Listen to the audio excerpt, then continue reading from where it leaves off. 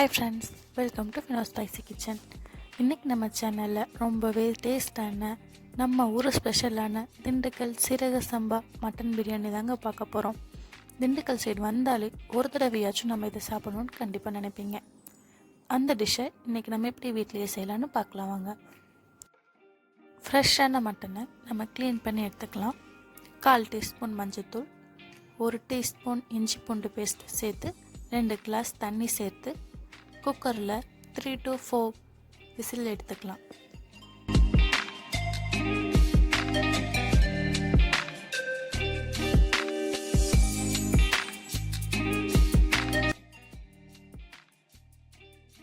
இப்போது பிரியாணி தாளிக்கிறதுக்கு paste ready பண்ணலாம்.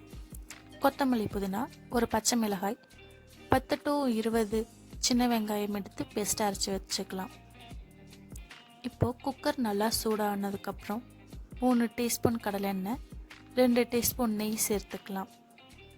அதில் நம்ம அரைச்சி வச்சுருக்க பேஸ்ட்டை ஊற்றி மிக்ஸ் பண்ணிக்கலாம்.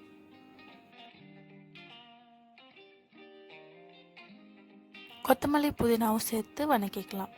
ஒரு மீடியம் சைஸ் தக்காளி எடுத்து அதையும் சேர்த்து வதக்கிக்கிறேன். இப்போது நம்ம தேவையான அளவு உப்பு சேர்த்துக்கலாம்.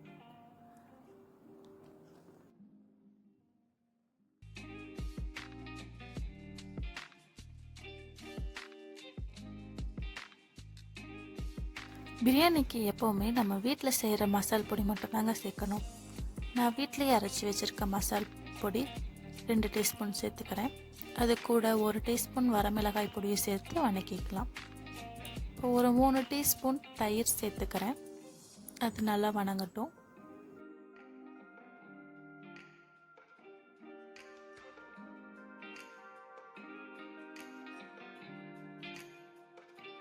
இப்போது இந்த ஸ்டேஜில் நம்ம வேக வச்சு எடுத்து வச்சுருக்க மட்டனை சேர்த்து வதக்கிக்கலாம்.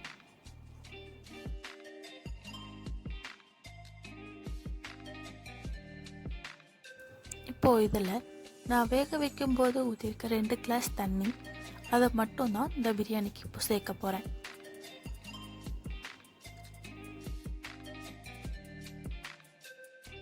ஒரு கிளாஸ் அரிசிக்கு இந்த 2 கிளாஸ் தண்ணியே போதும்.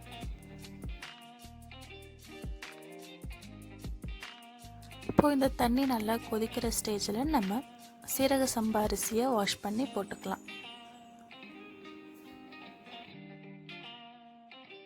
லாஸ்ட்டாக நான் கொஞ்சமாக கருவேப்பிலையை சேர்த்துக்கிறேன்.